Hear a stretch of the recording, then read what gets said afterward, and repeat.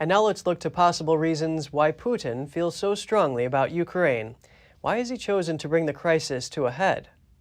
Why is Russia's Putin so focused on Ukraine?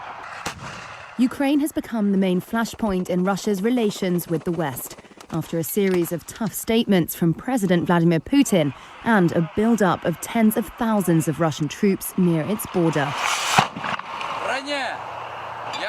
If Russia further invades Ukraine, there will be significant costs and consequences. Russia will be held accountable if it invades. The risk of a conflict is real. This is an extremely dangerous situation.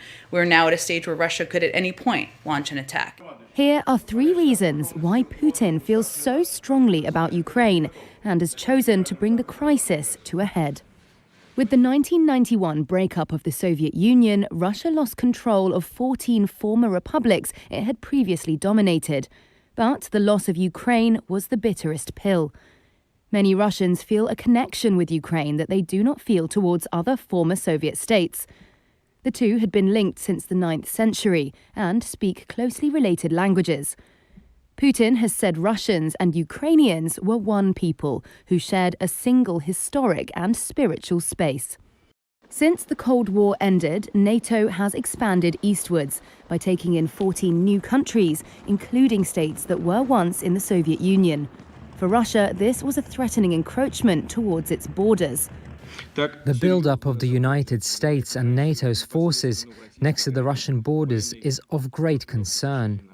While Ukraine is not a NATO member, it has a promise it will eventually get to join.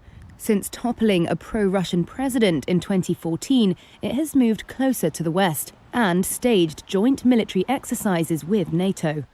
Putin says Ukraine's growing ties with the alliance could make it a launchpad for NATO missiles targeted at Russia.